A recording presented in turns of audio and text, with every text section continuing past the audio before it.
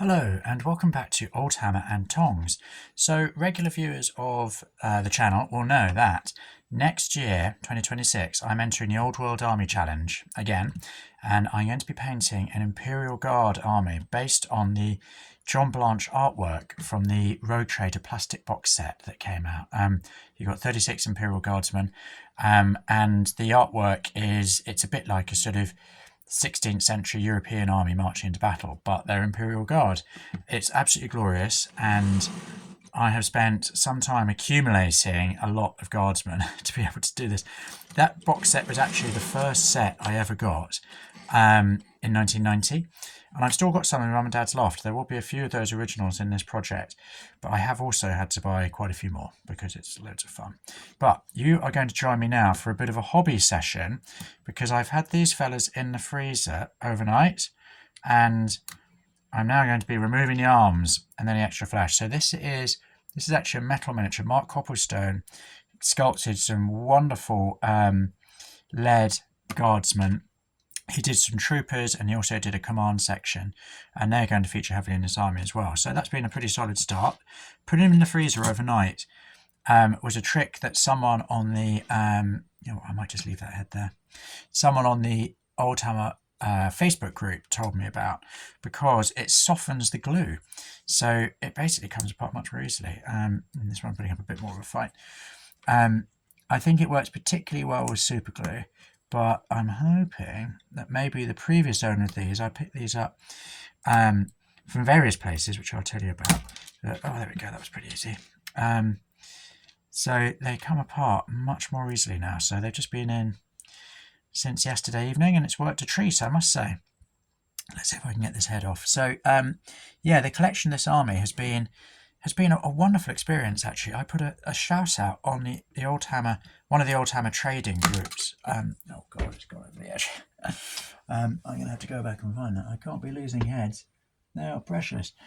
On one of the Old Hammer trading groups, detailing the project and saying that I really wanted to get hold of as many of these Rogue Trader Guardsmen as possible. And three people really rallied at that point and sent me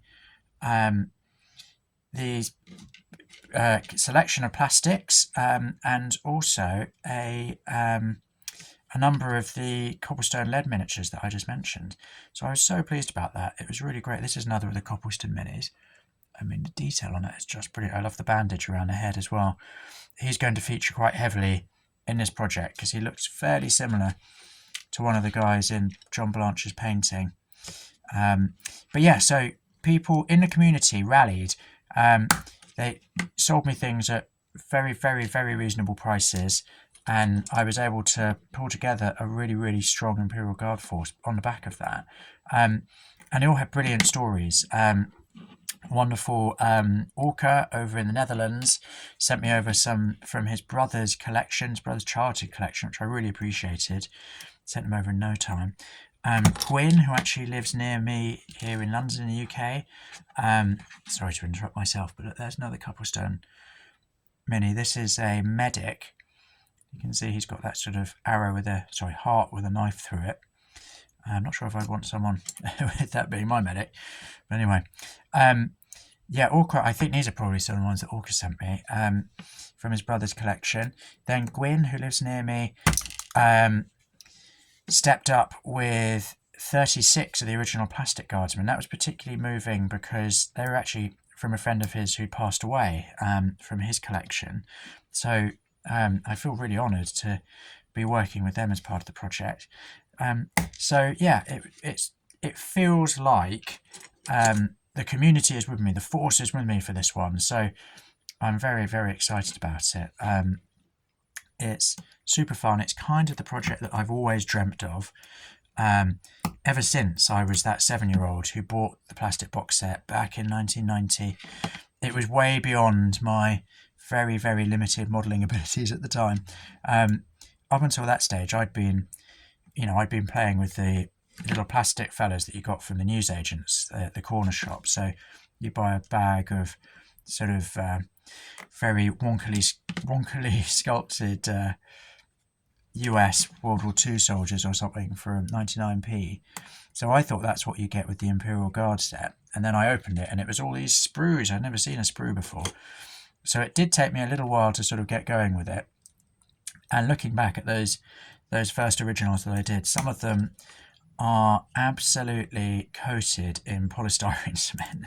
I don't think there's going to be any saving them. They might work as kind of casualty figures or something, but yeah, it's those that weren't covered in polycement were then covered in thick layers of enamel paint, because at the time I only knew about enamels. So yeah, sort of carefree days really.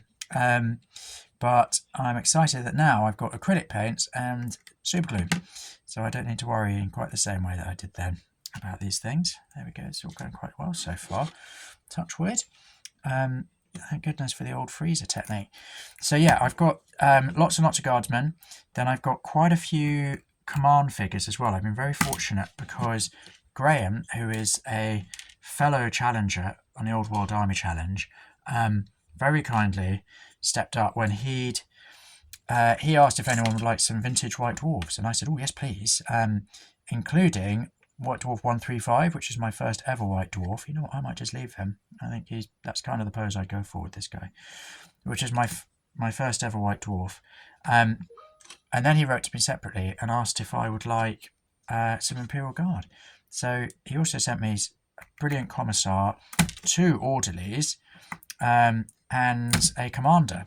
So I've got some fantastic leaders. So this is, I think that's the lieutenant. Again, the Mark Corporalstone, just what a totally awesome figure. Advancing forwards. I love him.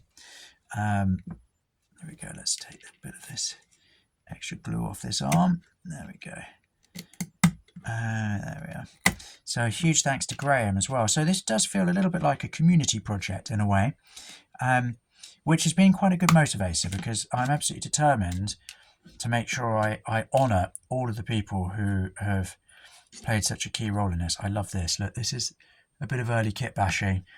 This fella is advancing with his heavy bolter and trampling over a fallen comrade. A little brutal, but hey, I'm very excited about the bolter because the original box set came with las cannons, but I do want some of them to have heavy bolters because las cannons, as we know, very good for destroying vehicles, but I do feel the Imperial Guard should be ready to go toe-to-toe with massed infantry as well, and maybe some massed ranks of orcs or something along those lines, in which case a heavy bolter can be very, very helpful for hitting them in numbers. So, oh, yeah, there we go, there's another arm. So this is a kind of gloved arm that comes across, if you can see that. There you go, for the heavy weapons operators. So there we are. I think this is going to be a wee bit of a challenge, getting this guy off. Getting him off his fallen friend who he's trampling over. Oh, there we go. There we go, we did it. Did it without too much drama. That's a relief. Now let's see if we can get the actual bolter off. No, I don't want to really lose too much of the detail. There we go. There we are. There we are. One of those will just break off. No. Okay, they've gone to town a bit on the glue for this one. Fair enough. You know, when you're kit bashing, you don't want to hold back on the glue, do you? There we go. There we go. Made a bit of an impact on this poor fella's shoulder. So it may be that he ends up as a heavy weapons operator anyway. But there we are. Right, well, I am going to crack on with these, and I will keep you updated on this project's progress. As I say, I'm super excited about it. The 7-year-old in me is really, really delighted that I'm finally doing this. There are a billion real-life reasons that it's complete madness. Family, work, all the usual, but that in a way makes me want to do it all the more because, you know, what is life without a little bit of hobby joy? So I'm just going to bloody do it. Excellent. Well, thank you so much for joining me. Look at that. Managed to get the head off without losing it. Hooray. Thank you so much for joining me. at Old Hammer and Tongs. I will keep you updated on my progress and look forward to seeing you again soon. Thank you. Bye bye.